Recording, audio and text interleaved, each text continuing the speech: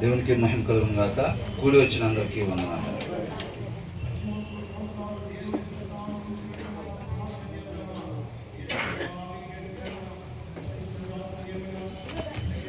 సామెతలు 18వ అధ్యాయం 6వ వచనం వరకు ధ్యానించుకున్నాం. మనం 7వ వచనం నుంచి ధ్యానించుకోవాలి. కంటిన్యూషన్ చదువుతున్నారా? సామెతలు చదువుతున్నారు అందరం? కొంచెం బ్రేక్ వచ్చింది. బ్రేక్ తర్వాత మళ్ళీ కంటిన్యూషన్. లోపల కూడా అట్లాగే ప్రిపేర్ కానీ కంటిన్యూషన్. 18వ అధ్యాయం 6వ వచనంలో ఏం చూసాం? బుద్ధిహీనుని పెదవులు కలహమునకు సిద్ధంగా ఉన్నవి. ఎందుకని? దెబ్బలు కావాలని వాడు కేకలు వేయను. ఎందుకనంట కలహానికి సిద్ధంగా ఎందుకున్నాయంట అంటే ఆ పెదాలు సపరేట్గా చేశారా? నీతిమంతుని పెదాలు ఒకలాగాను బుద్ధిహీనుని పెదాలు ఒకలాగా చేశారా? మరి ఎందుకని ఏమో కలహానికి సిద్ధంగా ఉన్నాయంట? హృదయంలో వాక్యం లేదు కాబట్టి. వాళ్ళ నోరు నీతిమంతులది వీళ్ళది ఒకటే, పెదాలు ఒకటే, కానీ ఎలాగున్నాయంట? దేనికి సిద్ధంగా ఉన్నాయంట? కలహానికి సిద్ధంగా ఉన్నాయంట. వాస్తవానికి మనిషి నోరు, మనిషి పెదాలు దేనికోసం ఉంచాడంటే జీవవృక్షం లాగా పనిచేయాలని ఉంచాడు. అది వాళ్ళకి జీవాన్ని ఇవ్వటానికి, అట్ ద సేమ్ టైం అవతలలో కూడా జీవాన్ని, వాళ్ళలో కూడా జీవాన్ని కలగజేయటానికి తయారు చేశాడు దేవుడు ఆ మనిషి పెదాలని. అవునా? ఈ వ్యక్తి పెదాలంట ఏం చేస్తున్నాయంట? కలహాల్ని రేపటానికి సిద్ధంగా ఉన్నాయంట, రెడీగా. అంటే ఏంటంట? హృదయంలో, ఎవరి హృదయంలో అయితే దేవుని వాక్యం ఉండదో, సృష్టికర్తతో రిలేషన్, అంటే భూమిలో చెట్టు ఉంటే చెట్టు భూమిలో ఉన్నంతసేపు అదేమైంది? దాంట్లోకి జీవం ప్రవహిస్తూ ఉండిద్ది అనమాట. ఎప్పుడైతే ఆ భూమి నుంచి ఆ చెట్టును వేరు చేస్తామో, వేరైపోయిద్దో దాంట్లో జీవం వచ్చిద్దా? ఇంకా జీవం రాదు, జీవాన్ని కోల్పోయిద్ది అనమాట. మనిషి కూడా ఎలాంటి వాహనం లాగంత మనిషి దేవుని వాక్యం హృదయం వేసుకొని దాని ద్వారా నడవాలి మనిషి, అంతేనా? కాబట్టి దేవుని మాట ఎవరైతే హృదయంలో పెట్టుకుంటారో అప్పుడు ఆ నోరు దేనికోసం తయారు చేశారో దాని కొరకు అది ఉపయోగపడతా ఉంటుంది. జీవవృక్షం లాగా ఉపయోగపడతా ఉండిద్ది అనమాట ఆ నోరు. ఎప్పుడైతే అక్కడి నుంచి కనెక్షన్ ఆపేసామనుకోండి, బల్బ్ మంచిదే, నెంబర్ 1 బల్బ్, 1000 రూపాయల బల్బు తెచ్చాం, ఆ మెయిన్ లైన్ నుంచి కనెక్షన్ లేదనుకోండి, దానికి ఏమైంది? 5000 బల్బు తెస్తే 5000 తెచ్చినా 10,000 తెచ్చినా మెయిన్ నుంచి కనెక్షన్ దానికి లేకపోతే అదేమి పనిచేయదు. పని చేయాల్సిన రీతిగా పనిచేయదు. బల్బుని ఎందుకు కనిపెట్టారు? అది ఆరిపోయి చీకటకుంటానిక? అది వెలుగునివ్వటానికి కోసం కనిపెట్టారు అన్నమాట. దేనికోసం దాన్ని కనిపెట్టారో దాని కొరకు అది పనిచేయదు, అది చీకటకు ఉండే దానికోసం పనిచేసింది. అవునా? కాబట్టి ఆయనతో కనెక్షన్ అన్నమాట. దేవుని మాట మన హృదయంలో లేకపోతే గనక ఈ నోరు, ఈ పెదాలు పని చేయాల్సిన రీతిగా పని చేయవు, జీవవృక్షం లాగా పని చేయవు.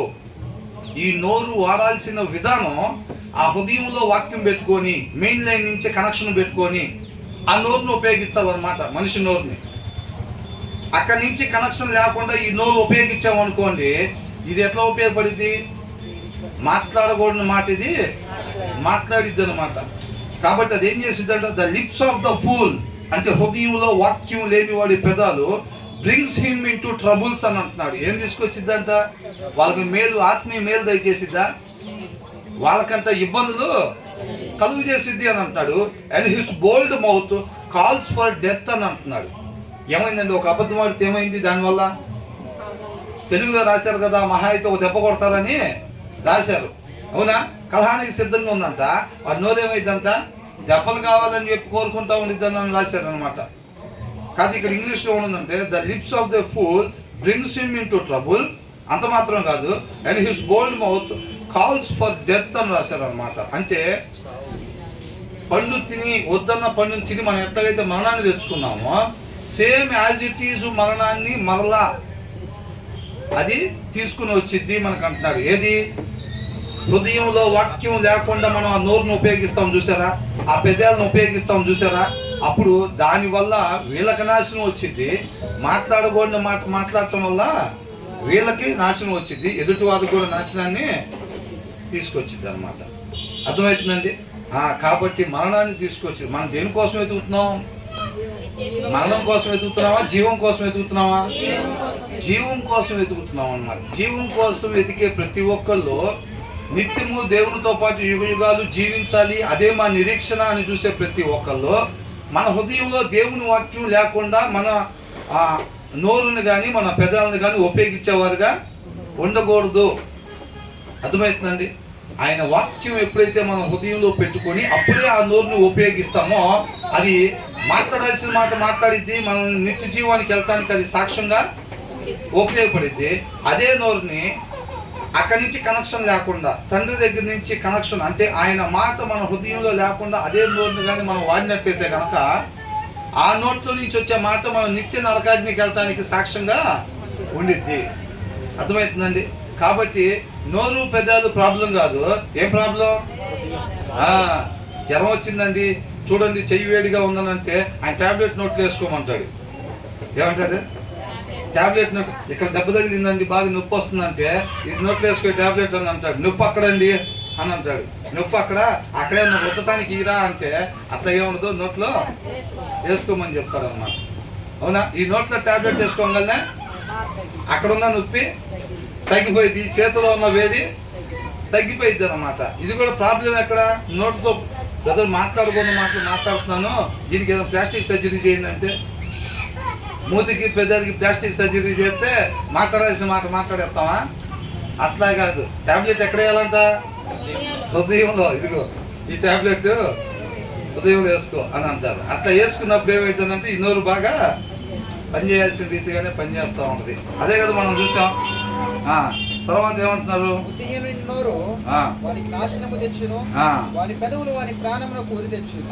చూసారండి, వాళ్ళ పెదాలు ఏం చెప్తాయంట?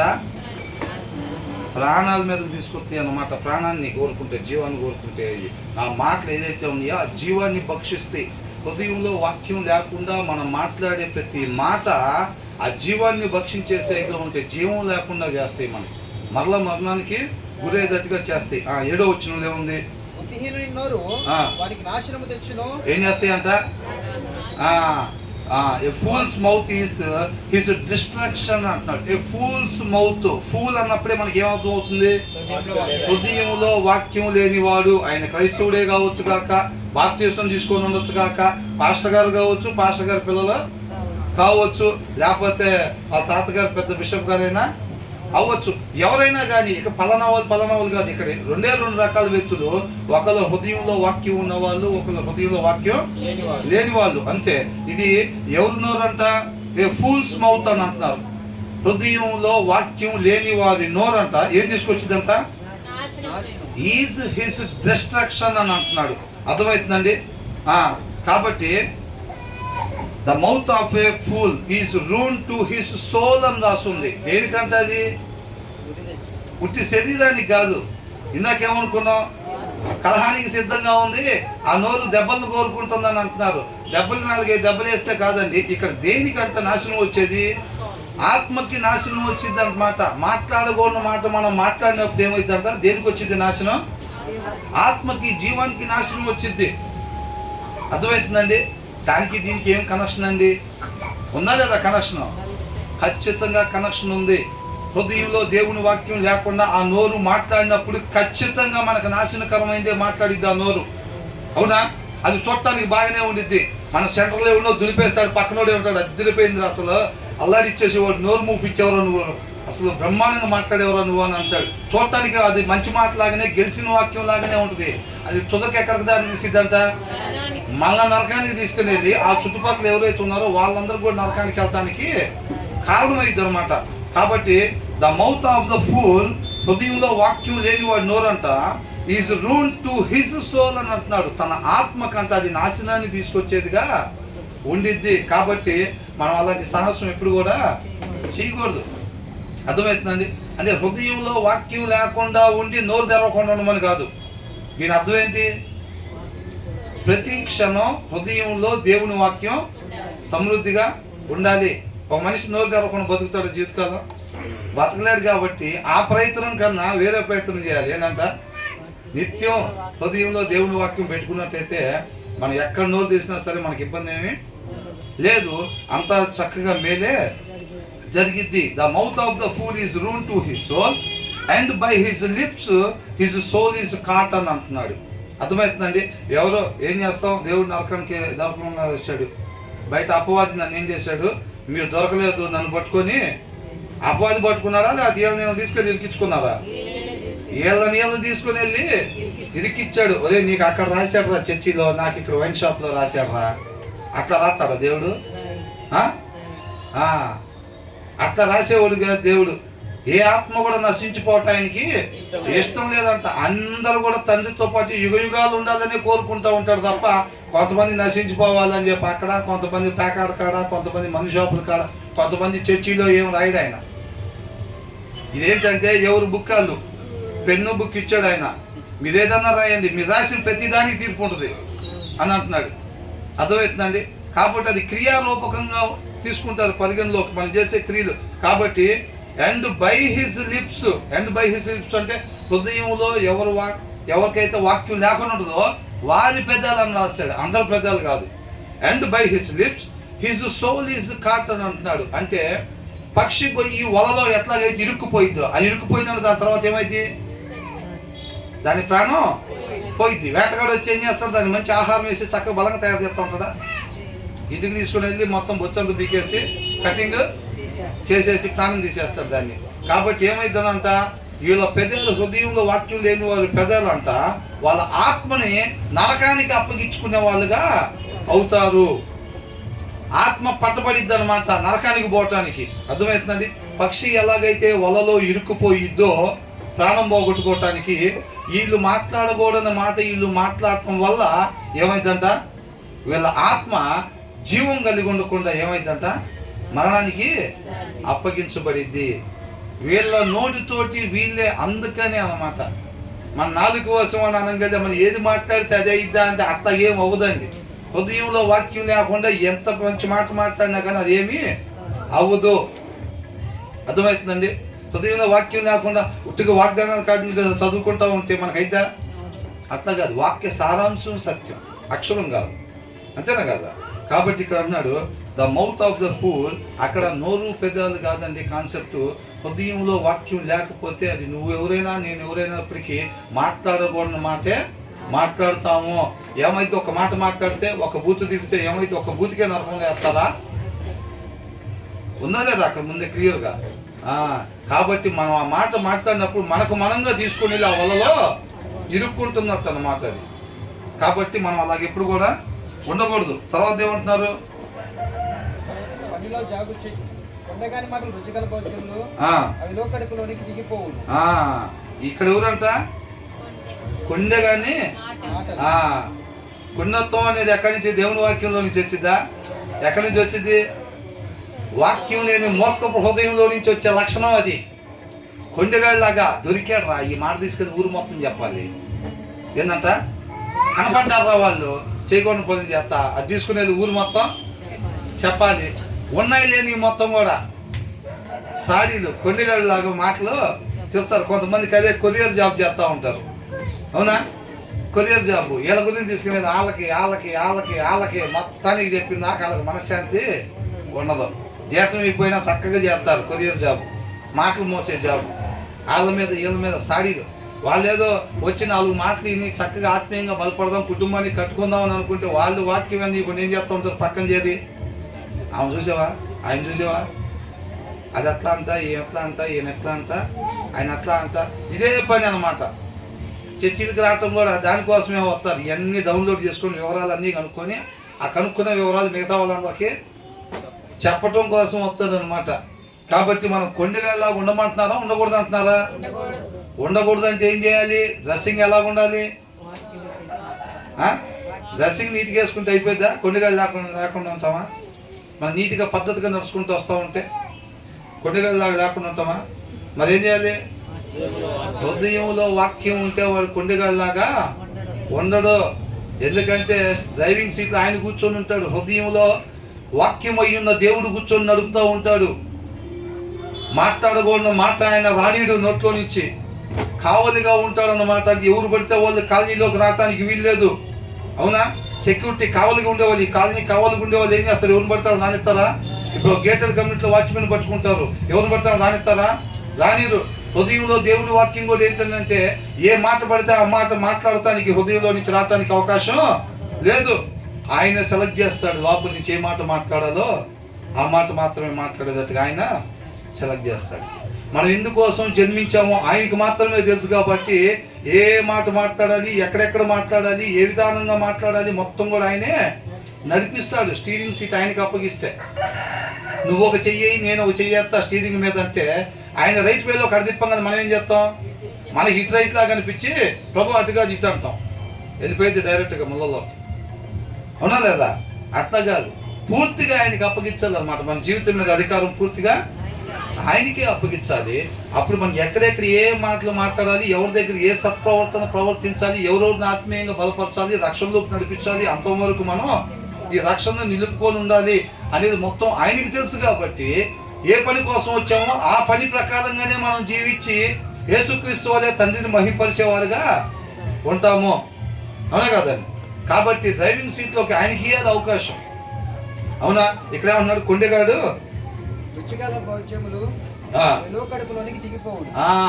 ఎలా ఉంటాయంటే ఎదుటి వాళ్ళకి మాటలు, వీళ్ళేదో 3 మాటలు మాట్లాడి వెళ్తారు. పాపం అవతల వాళ్ళకి టిఫిన్ చేయబుద్ధి అవ్వదు, భోజనం కూడా చేయబుద్ధి అవ్వదు, మనశ్శాంతికి నిద్ర కూడా పట్టదు. అవునా?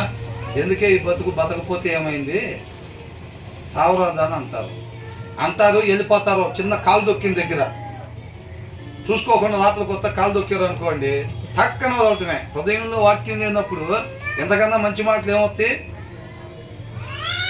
చూసుకోకూడదా? కళ్యాణ పోయినాయి అయింది, ఎడబెట్టి నడుస్తున్నావు ధ్యాస, ఆ బతకపోతే ఏమైందని అంటారు. ఓ మాట అంటారు, అయిపోయింది, అబ్బా కొద్దిసేపుతో నొప్పి తగ్గిపోయింది. ఆ మాట వదిలిన బాణం అవతల గుండెల్లో చూసుకుని వెళ్ళింది అంటది. ఎలాగంట? అర్థమైందా? అసలు ఎందుకు చేసుకున్నానా అనుకుంటున్నాను నిన్ను. ఒక మాట కోపంలో టిఫిన్ బయట ఇప్పినందుకు ఏంటంట, జస్ట్ టిఫిన్ ఆ పూట బయట ఇప్పిపోతే అసలు ఎందుకు చేసుకున్నానా నిన్నని అనిద్దా. సరే తర్వాత కొద్దిసేపటికి సరేలే తర్వాత తెలుసుకునిద్ది, ఆ ఉన్న బియ్యానికి సంబంధించిన డబ్బులను తీసుకుని వెళ్ళి ఇప్పిద్దాం, తర్వాత దేవుడే నడిపిస్తాడులే అని చెప్పి తీసుకుని వెళ్ళి టిఫిన్ ఇప్పించగానే అంతా మళ్ళీ మామూలుగానే కాఫీ పెట్టమంటారా, టీ పెట్టమంటారా అని అంటాడు. మరి ఇందాక ఉంది బాణం మర్చిపోతాడు ఆయన. అది వెళ్ళిపోయింది, గుండెల్లోకి దిగబడిపోయింది. అది నేను ఎందుకు చేసుకున్నానా అని టిఫిన్ ఇప్పియంగానే అసలు నిన్నే చేసుకోవాలి, నిన్ను కాకుండా నన్ను చేసుకుంటే ఏమయ్యేదాన్నో. ఆ ఫస్ట్ మాట పోయిందా? అందుకనే హృదయంలో వాక్యం లేనివాడు మాట్లాడే మాట అంతా ఏం చేసిద్దంట, అది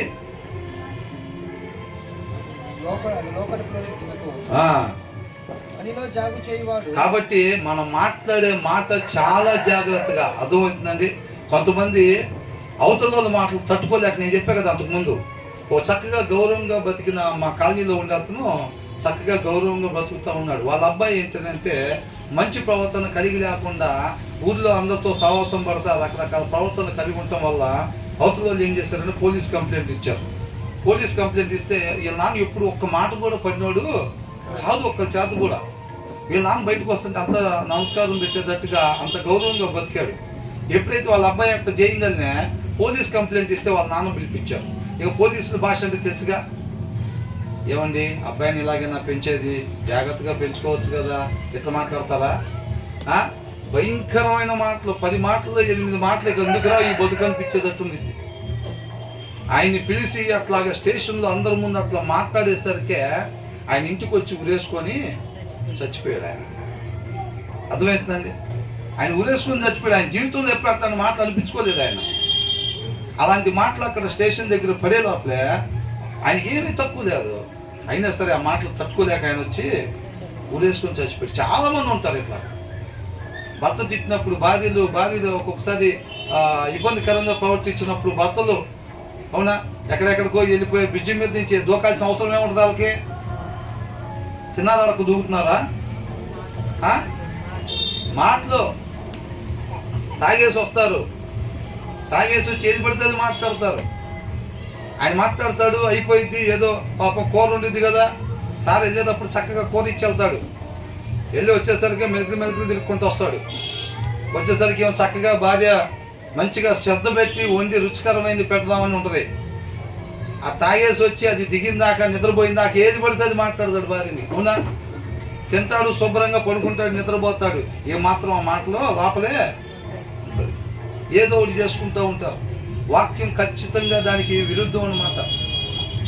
మన శరీరాన్ని, మన ప్రాణాన్ని మనం తీసుకోవటానికి ఏ మనిషికి కూడా హక్కు లేదు, అది పాపం అని చెప్తా ఉందన్నమాట. అవునా?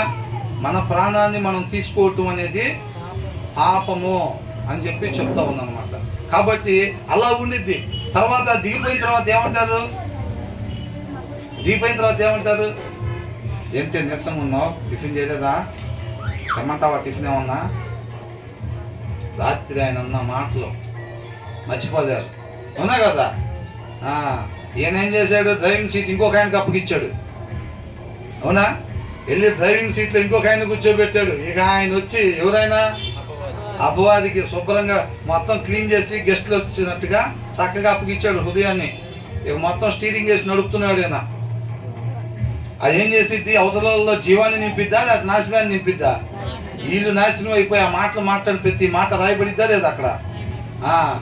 అవతలలో కూడా ఆ మాటని ఏమైందంటే వాళ్ళు కూడా ప్రాణం తీసుకునేటట్టుగా చేసిద్ది, పాపం చేసేటట్టుగా చేసిద్ది అన్నమాట.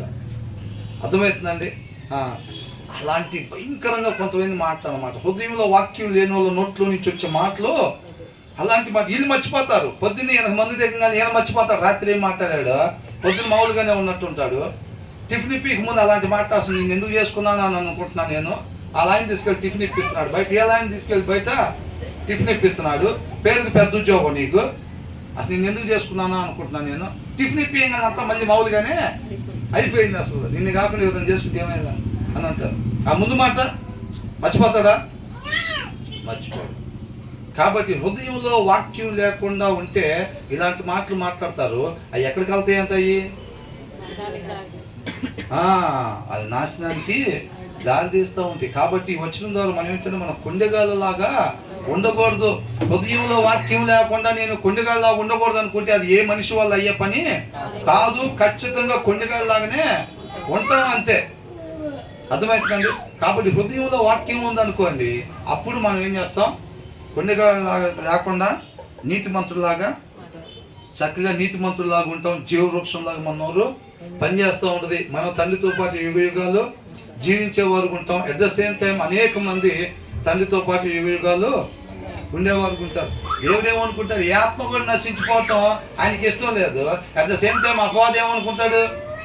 ఏ ఆత్మ కూడా తండ్రి దగ్గరికి చేరకూడదు అని అనుకుంటాడు. అవునా కదా? మరి వీళ్ళందరూ ఆ పరిచర్యలో పనిచేస్తున్నారు. హృదయంలో వాక్యం లేని వాళ్ళు ఏ పరిచర్యకి పనిచేస్తారు? వీళ్ళు బారు నిత్య జీవంలోకి. అట్ ద సేమ్ టైం ఎవరు కూడా నిత్య జీవంలోకి పోకుండా వాళ్ళ చీకటిని ప్రకాశింపజేస్తూ ఉంటారు అన్నమాట. అవునా కదా? ప్రతి ఒక్కరు నశించుకోవాలి. ఇక్కడ నోరు తీసినప్పుడు వీళ్ళు నశించుకోవాలి. వాళ్ళ దగ్గర అర్థమవుతుందండి? అట్లాగనమాట. తర్వాత ఏంటంట? పనిలో జాగు చేయవాడు నష్టము చేయవానికి సోదరుడు. ఏంటంట? పనిలో జాగు చేసేవాడు అంటే ఏంటంట? స్పిరిచువల్ గా, ఆత్మీయంగా. వాక్యం ఎప్పుడు కూడా ఆత్మీయంగా తీసుకోవాలన్నమాట. కాబట్టి ఏమంటున్నాడంటే he also that is slothful in his work is brother to him who is a destroyer అని అంటున్నాడు. దేవుడు ఏం చేస్తాడు? పడగొడతాడా, నిర్మిస్తాడా? దేవుడు కట్టేవాడిగా ఉంటాడు. ఎప్పుడైనా ఇంకొక ఆయన పడగొడతా ఉంటాడు. ఎవరైతేనంటే లేజీ ఫెలోస్ లాగా ఉంటారో, లేజీ ఫెలోస్ ఆత్మీయ సోమరులాగా ఉంటారు. అబ్బో ఇప్పుడేం జరుగుతాంలే వాక్యం, ఇప్పుడు ఎక్కడ మోకాలు వేసి ప్రార్థన చేసుకుంటాం, 2:30 గంటల సినిమా చూసాం, కూర్చొని నడువు నొప్పి పడుతుంది కాబట్టి ప్రార్థన రేపు చేసుకుందాంలే. ఏంటంట? వీళ్ళు చేసే 3 నిమిషాల ప్రార్థన ఏమో రేపు వాయిదా చేశారు. 2:30 గంటల సినిమా మాత్రం చక్కగా చూసారు అన్నమాట. ఎవరు వీళ్ళు? ఆత్మీయ సోమరులు వీళ్ళు. అవునా? కొద్దిగా ఆనందాన్ని ఇచ్చిద్ది, లోక సంబంధమైన ఆనందాన్ని కొద్దిగా ఇచ్చిద్ది. సీరియల్ కావచ్చు, సినిమా కావచ్చు. వాక్యం చదువుకుంటే ఆత్మకు ఆహారం పెడితే జీవాన్నే ఇచ్చిద్ది అన్నమాట. అర్థమవుతుందండి? శాశ్వతమైన జీవాన్ని ఇచ్చే దాన్ని మాత్రం బద్దకిస్తారనమాట. మోకాలు వేసి ప్రార్థన చేయమంటే 2 సంవత్సరాలు చేయలేదు, ఇంకొక మనం ఏం చేస్తాంలే అంటారు. అవునా? కాబట్టి వీళ్ళు అనుకుంటారు నేను ప్రార్థన చేయలేనులే కానీ, నేను వాక్యం చదవలే కానీ తల్లిదండ్రులు పిల్లలు మాత్రం బ్రహ్మాండంగా ప్రార్థన వీరులు అయిపోవాలి. వాక్యాన్ని బ్రహ్మాండంగా చదివి దాంట్లో సారాంశాన్ని తీసి వాళ్ళు భుజించి మిగతా వాళ్ళకు కూడా గోరుముద్దలు పెట్టేటట్టుగా ఉండాలని ఆశపడతారు. ఎవరు? ఈ ఆత్మీయ సోమరులు. ఇలా ఇలా ఆలోచన నెరవేరుతాయా? ఎందుకని నెరవేరు? అలా నెరవేరకుండా దేవుడే అడ్డుకుంటాడు అని అంటున్నాడు. అర్థమవుతుందండి? వీళ్ళు కూడా అనుకుంటారు బ్రహ్మాండంగా, వీళ్ళు మోకాలు చేసి ప్రార్థన చేయరు ఇంటికాడ, కానీ వీళ్ళు చెయ్యేసి ప్రార్థన చేస్తే కుంటోళ్ళు తెలిసి నడవాలి, గుడ్డోళ్ళకి చూపు రావాలి, మోగోళ్ళకి మాట రావాలి. ఇంటికాడ మాత్రం మోకాలు చేసి ప్రార్థన చేసేది ఉండదు. వీళ్ళు ప్రార్థన చేస్తే స్వస్థతలు జరగాలని సోమరి, ఆత్మీయ సోమరులు అన్నమాట. అర్థమవుతుందండి? కష్టపడకుండా రాదు. ఇంత జ్యూస్ రావాలంటే కనీసం ఒక 3 కమలాలు వేయాలా లేదా? 3 కమలాలు వేయాలి ఇంత జ్యూస్ రావాలంటే. వాక్య సారాంశం సత్యం, ఆ సత్యం మనం స్వతంత్రులకు చేసిద్దంట. ఆ సారాంశం ఇంత రావాలంటే కనీసం మనం ఇంతసేపు అన్నా కూర్చోవాలి వాక్యం దగ్గర. కూర్చోకుండా పోయి ఎక్కడ చదువుతా ఉంది వాక్యం. క్రిస్మస్కి వెళ్ళాంగా మొన్న, విన్నాంగా. సంవత్సరం అంతా పని చేయదా? ఒక 20 నిమిషాలు విన్నాం కదా క్రిస్మస్ రోజు, జనవరి 1 రోజు విన్నాము. ఒక 20 నిమిషాలు సంవత్సరం అంతా పని చేయదా? చేసిద్దా లేదా? చేయదు. అర్థమవుతుందండి? మరి పొద్దున పూట టిఫిన్ చేసావుగా, ఒక 3 సంవత్సరాలు ఉండొచ్చుగా తినకుండా. క్రిస్మస్ రోజు తిని మిగతా రోజు వదిలిపెట్టచ్చుగా. శుభ్రంగా బాక్స్ అన్ని టెంట్లు ఆర్పించుకుంటారు, ఎవరు పనులు వాళ్ళు ఉంటారుగా. తల ఎంతనే వేసుకుని అన్నదమ్ములు అంతా కార్యక్రమం అంతా చక్కగా జయప్రదం జరిగిస్తారు కదా. దానికి కుదరదు. పొద్దున పూట టిఫిన్, మధ్యాహ్నం భోజనం, సాయంత్రం భోజనం చక్కగా పడాలి. ఆత్మకు మాత్రం క్రిస్మస్ రోజు, జనవరి 1 రోజు, ఈస్టర్ రోజు, దీనికి 3 పూట్ల, దానికి సంవత్సరానికి 3 సార్లు, రెండింటికి ఫైటింగ్. ఈ ఆత్మీయ సోమరు ఏమనుకుంటాడు? ఏది గెలవాలనుకుంటాడు? నా ఆత్మ గెలవాలి, శరీరాన్ని నలగొట్టాలి నా ఆత్మ అంటాడు ఆత్మీయ సోమరి. ఏది కూడా జరగదు. వీళ్ళు వాక్యం చదవటం, ఈ తల్లిదండ్రులు వాక్యం చదవటం పిల్లలు కంటితో చూడకపోతే అది వాళ్ళకు కూడా రాదు. అర్థమవుతుందండి? వీళ్ళు చదవకుండా చదవాలి, వాక్యం చదువురా, వాక్యం చదువమ్మా అని పిల్లలకి ఏం చెబుతున్నారు, వీళ్ళు కూడా అదే నేర్చుకుంటారు కమ్మగా. వీళ్ళు చదవకుండా అవతల వాళ్ళకి చెప్పడం నేర్చుకుంటారు. అవునా? కాబట్టి వీళ్ళు ఏం చేస్తారంట? వీళ్ళు ఎవరికి సహోదరులాగా ఉంటారంట? ఆత్మీయ స్పిరిచువల్గా లేజీ వాళ్ళనంట అపవాదికి ఎలాగుంటారంట? సహోదరులాగా ఉంటారన్నమాట. అర్థమవుతుంది? మీ క్రియలను బట్టి చూస్తే మీరు శరీరాన్ని అనుసరిస్తున్నారు కాబట్టి శరీరానుసారులు అపవాది సంతానం, వాళ్ళు రేపు నిత్య నరకంలో ఉంటారు అని అంటున్నాడు. శరీరాన్ని ఎవరు అనుసరిస్తారు? హృదయంలో వాక్యం లేని వాళ్ళు శరీరాన్ని అనుసరిస్తారు చక్కగా. అవునా? ఈ లేజీ కూడా అంతే. ఆత్మీయ సోమరులు కూడా చేసే పని అదేనంట. అది చక్కగా అపవాదికి సహోదరులా పనిచేస్తూ ఉంటారు. వీళ్ళు చక్కగా వీళ్ళు నుంచున్న పిల్లర్స్ వీళ్ళు బలగొట్టుకుంటూ ఉంటారు. కూర్చున్న కొమ్మని ఎవడో నరుక్కుంటాడా అంటే ఇట్లాంటి వాళ్ళు నరుక్కుంటారు. అవునా? కూర్చున్న కొమ్మని ఎవరు నరుక్కుంటారా అంటే ఇట్లాంటి వాళ్ళు వాళ్ళ కొమ్మ నరుక్కొని అట్ ద సేమ్ టైం అవతల కొమ్మ కూర్చున్న కొమ్మలు కూడా నరుకుతూ ఉంటారు వీళ్ళు. అవునా కదా? వీళ్ళు ఎలాగుంటారంట? పడగొట్టేవాడికి ఏమవుతారంట చూసి సహోదరులాగా పనిచేస్తూ ఉంటారంట. వీళ్ళని వీళ్ళు పడగొట్టుకుంటారు. అట్ ద సేమ్ టైం తర్వాత ఏం చేస్తారంట? ఇక్కడ ఏముందంటే ఏ man who helps not himself by his labour, అంటే వాళ్ళ కష్టం ద్వారా వాళ్ళకి అట్లా పని చేసుకోకపోతే కనుక is brother of him that runs himself అని అంటున్నాడు. అర్థమవుతుందండి? అపవాది కూడా ఏం చేశాడు? చక్కగా ఆయన్ని పడగొట్టుకున్నాడు. అవునా కదా? ఎంత మంచి స్థానం దేవుడు ఇచ్చాడు. ఆ స్థానాన్ని నిలబెట్టుకున్నాడా? నిలబెట్టుకోలేదు. దేవుడు తీసేశాడా? లేకపోతే ఆయననే పడగొట్టుకున్నాడా? ఆయనే పడగొట్టుకున్నాడు ఆ స్థానాన్ని. అర్థమవుతుందండి? కాబట్టి ఆత్మీయ సోమరులుగా మోకాళ్ళు వేసి ప్రార్థన చేయటానికి ఇప్పుడేం వేస్తాంలే, మంచం మీద వేద్దాం మోకాళ్ళు. ఏంటంట? మంచం మీద వేద్దాం. ఆల్రెడీ మంచం ఎక్కేసాం కదా, ఇక కిందకి దిగి వేస్తాం మోకాళ్ళు. కిచెన్లో ఉన్నది ఆల్రెడీ పొద్దున ఉంది తినరా బిర్యానీ, దానికైతే కాళ్ళు చక్క వెళ్ళిపోతాయి. ఒక అరగంటలో పాడైపోయింది చికెన్ కర్రీ అన్నా సరే బ్రహ్మాండంగా వేసుకుని ఈ అరగంటలో మొత్తం తినేసేయటానికి బాగానే పనిచేస్తాయి అవయవాలు. ఎక్కడ? ఈ బెడ్రూమ్లో నుంచి హాల్ దాటుకుని వెళ్ళి కిచెన్లోకి వెళ్ళి వేసుకొచ్చుకోవటానికి బాగానే పనిచేస్తాయి. అదే గబక్కని మర్చిపోయి మంచం ఎక్కారు అనుకో, అదే ప్రార్థన చేసుకోలేదని గుర్తొస్తే మంచం దిగటం అంటే 15 ఫ్లోర్లు మెట్ల మీద దిగినట్టే ఉంటుంది. అవునా? 15 ఫ్లోర్ల అపార్ట్మెంట్ నుంచి లిఫ్ట్ లేకుండా మెట్ల మీద నుంచి దిగత ఎట్లా ఉండిద్దో ఆ మంచం దిగి మోకాలు వేయటానికి అట్లుండిద్ది. ఇప్పుడు ఎక్కడ దిగి మోకాలు చేసి మళ్ళీ ఎక్కుతాములే, కానీ మోకాలు వేయకపోతే మళ్ళీ దేవుడు కోపడతాడు, నీ కోసం వేస్తున్నా ప్రభు అని ఎక్కడ వేస్తారు? మంచం మీద వేస్తారు మోకాలు. అది కూడా వేసినట్టు కూడా తెలియదు.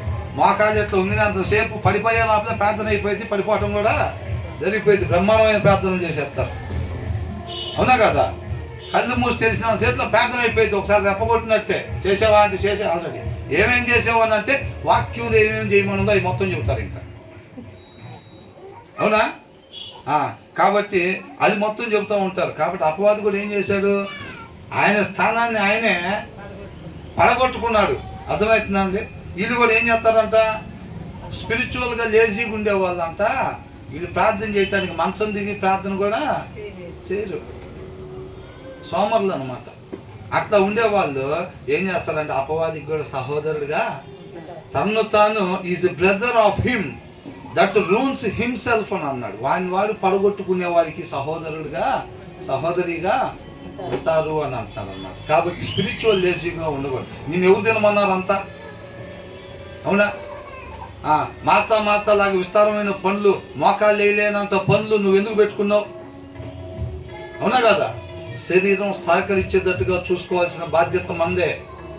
1 గంట సేపు అవసరమైతే 2 గంటలు అయినా సరే వాక్యం దగ్గర కూర్చోటానికి శరీరం సహకరించేటట్టుగా చూసుకోవాల్సిన బాధ్యత మనదే. మనకి దేని మీద ధ్యాస ఉంటుంది? దాన్ని 8 గంటలకు సీరియల్ అంటే 10 నిమిషాల్లో 9 గంటలకు టీవీ దగ్గరికి ఎట్లా చేస్తున్నాం? ఎవరు జరిపిస్తున్నారు? ఆ లోపల ఆశ ఉంటుంది చూసారా, ఆకలి ఉంటుంది చూసారా, అమ్మో సీరియల్ మిస్ కాకూడదు ఎట్టి పరిస్థితుల్లో. దాని కంటిన్యూషన్ ఏమైందో ఏమో, నిన్నటి కంటిన్యూషన్ ఏమైందో ఏమో మిస్ కాకూడదని ఆ లోపల ఆకలి ఉంది చూసారండి. ఆ ఆకలి తీసుకొచ్చి 10 నిమిషాల ముందే టీవీ కాడ కూర్చోబెట్టిద్ది.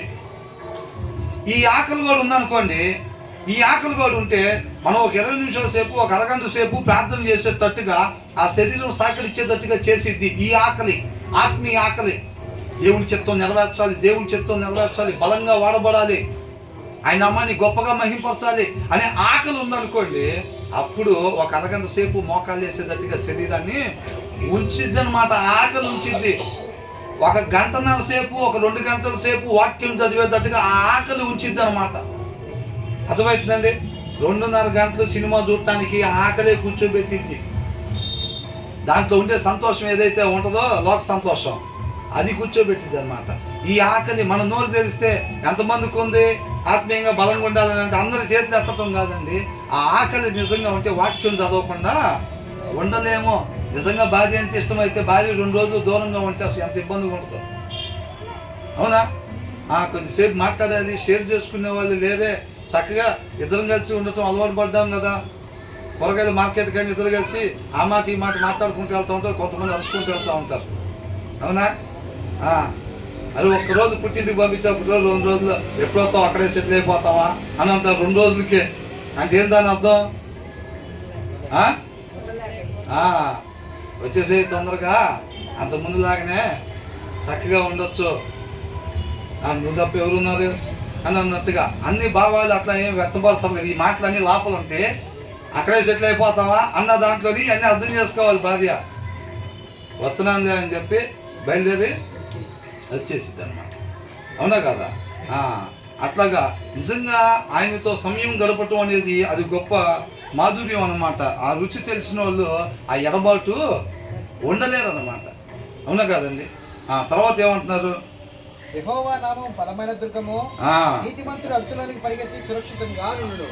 ఏంటంట బలమైన దుర్గం? ఏంటంట? మన దగ్గర ఉన్న డబ్బులు అకౌంట్లో డబ్బులు బలమైన దుర్గం. ఏదైనా కానీ ఏదైనా సరే ఖర్చు రూపాయితో ఏదైనా చేయొచ్చు అని అంటారు. వాళ్ళకి అదే బలమైన దుర్గం.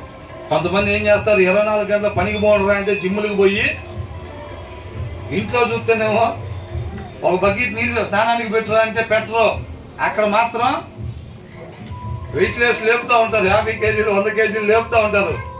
స్నానానికి నీళ్ళు పెట్టరా అంటే పెట్టరు, అవునా?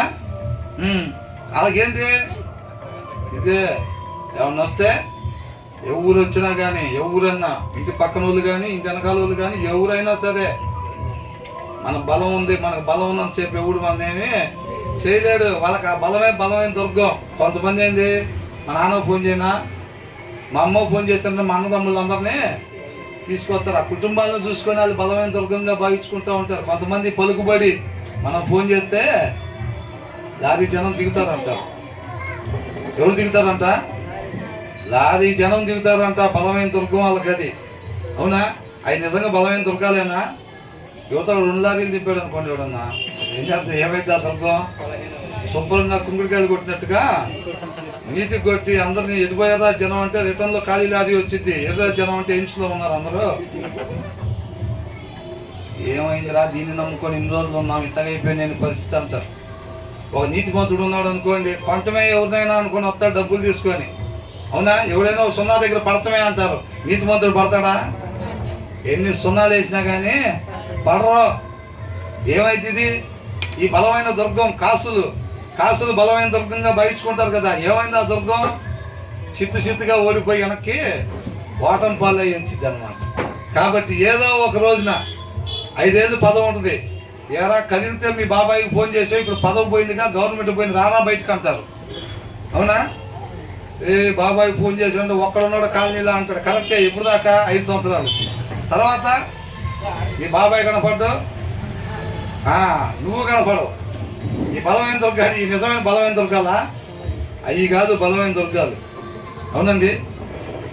కాబట్టి ఇక్కడ ఏమంటున్నాడు? The Lord is a mighty tower అని అంటున్నారు. అర్థమవుతుందండి? The Lord is a mighty tower. Jehovah నామం బలమైన దుర్గం అని అంటే ఆయన నామం వేరు ఆయన వేరా? ఆయన నామం వేరు ఆయన వేరు కాదు. ఇక్కడ క్లియర్గా ఇచ్చారు. The Lord is like a strong tower అని ఇచ్చారు. మైటీ టవర్ అని ఇచ్చారు. The Lord is a mighty tower where his people can run for safety అని అంటున్నాడు. అర్థమవుతుందండి? ఒక మనిషికి సేఫ్టీ ఎక్కడంట? The Lord is like a strong tower where the righteous can go and be safe అని ఇచ్చాడు. Where the righteous can go, ఎవరు పడితే వాళ్ళు వెళ్తానికి లేదు అక్కడికి. అది బలమైన దుర్గం, నిజమైన బలమైన దుర్గము, వాళ్ళ ఆత్మలు కాపాడే బలమైన దుర్గం అన్నమాట. ఎవరు పడితే వాళ్ళకి ప్రవేశం లేదు. దానికి ఒక టికెట్ ఉండాలి. ఏంటంటే ఆ టికెట్ నీతిమంతుడు అనే టికెట్ ఉంటేనే లోపలికి ప్రవేశం ఆ బలమైన దుర్గంలోకి. ఆ ఆత్మను ఎవరు కూడా టచ్ చేయలేరు. నీతిమంతుడు ముట్టుకుంటే నా కనుగుడ్డుని ముట్టినట్టే. అంటే అది అసాధ్యం. దేవుని కనుగుడ్డు ముట్టడం అయిద్దా? ఇంతవరకు ఆయన చూసిన వాళ్ళే లేరు. ఇక ఆయన కనుగుడ్డు ముట్టేది ఎక్కడ? అవునా కదా? అంటే అది జరగని పని అని అర్థం అన్నమాట. అది అవ్వని పని. అర్థమవుతుందండి?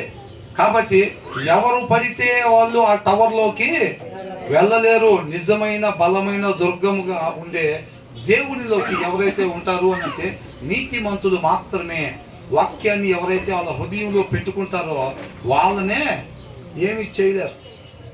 అర్థమవుతుందండి? అపవాది కూడా హృదయంలో వాక్యం లేకుండా దొరికేదాకా గుమ్మంలో కాల్చుకొని ఉంటాడు తప్ప సచ్చిందాకా గుమ్మంలోనే ఉంటాడు అంతే. ఎప్పుడు దాకా?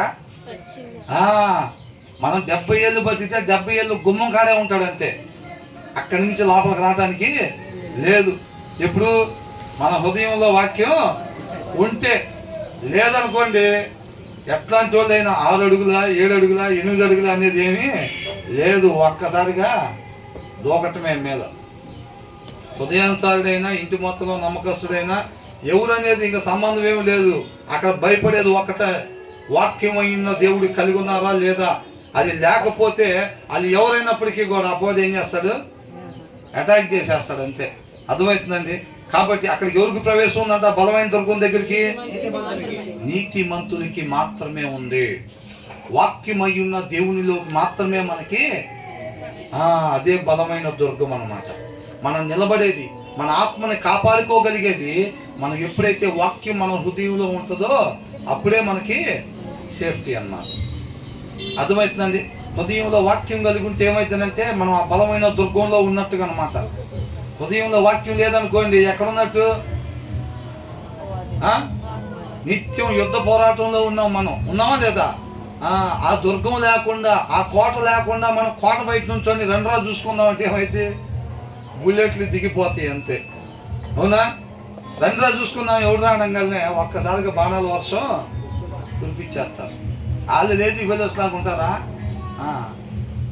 ఎవడోడు దొరుకుతాడో హృదయంలో వాక్యం లేకుండా అని చెప్పి సింహం వల్లే తిరుగుతూ ఉన్నాడంట గర్జిన సింహంలాగా. ఎవరెవరు దొరుకుతాడా అని. మనం కానీ దొరికామంటే ఏం లేదు, కేసేస్తారు బాణం. కాబట్టి ఎప్పుడు ఆ కోటలోనే మనం ఉండాలి. అక్కడే మన ఆత్మకి రక్షణ అన్నమాట. కాబట్టి కోట అంటే ఎక్కడో కోటలో పోయి ఆ కోటలో ఈ కోటలో ఉంటే ఏం లేదు. పెద్ద పెద్ద కోటలు కట్టుకొని చాలా మంది రాజులు కుప్పకూలిపోయారు. ఆ కోటలన్నీ ఏం పనిచేయవు. ఈ కోటలు కూడా ఏమి పనిచేయవు. ఈ ఇన్ఫ్లుయెన్స్ కోటలు కూడా ఏమి పనిచేయవు. ఏ కోట పనిచేసిద్ది?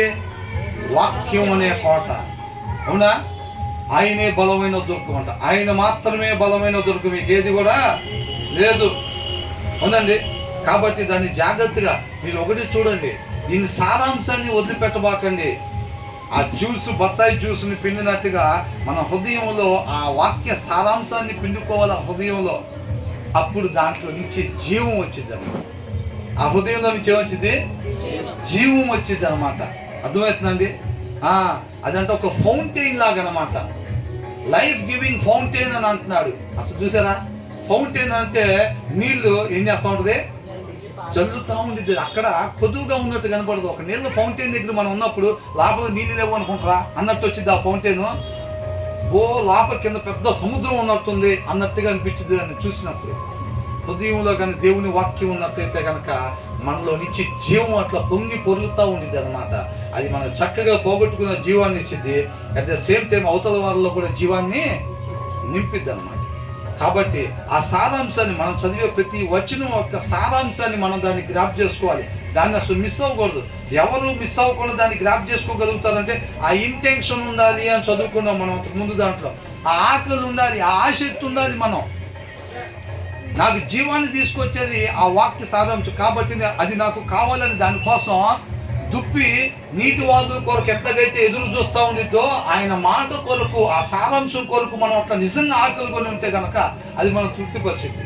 అంతేలేక లేకపోతే ఎంత మంచి రిసోర్సెస్, ఎంత మంచి ఫెలోషిప్లో ఉన్నా సరే, మనం ఎలాంటి వాక్యం మన దగ్గరికి వచ్చినా సరే, మనలో ఆ ఆకలి లేకపోతే మాత్రం ఏమీ చేయలేం.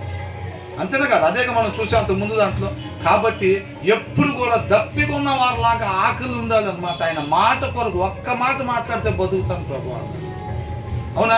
శిలువ మీద దేవుడు ఎంత బైబిల్ మొత్తం చెప్పాడు ఆయనకి. ఏది మాటలు? ఒక మాట క్రియ రూపకంగా ఆయన ప్రవర్తన చూపించాడు అంతే. అవతల కొడుతుంటే తిరిగి కొట్టట్లేదు ఈయన. అవునా? ఈయన చచ్చిపోవాలని కొడుతుంటే ఆయన ఏం కోరుకుంటున్నాడు? తండ్రి వీళ్ళు ఏం చేస్తున్నారు, వీళ్ళు తెలియదు, వీళ్ళు జీవించబడాలి, జీవం కావాలి అని కోరుకుంటున్నారు. ఆయన నాశనం కోరుకుంటున్నారు. ఆయన ఏం కోరుకుంటున్నాడు? ఇలా జీవం కోరుకుంటున్నాడు. అది కళ్ళతో చూసాడు అనమాట జీవిత ప్రవర్తన. నేటి క్రైస్తవులుగా ఉండే మనం కూడా ఈ లోకంలో మన జీవిత విధానం ద్వారా సువార్తను ప్రకటించాలి.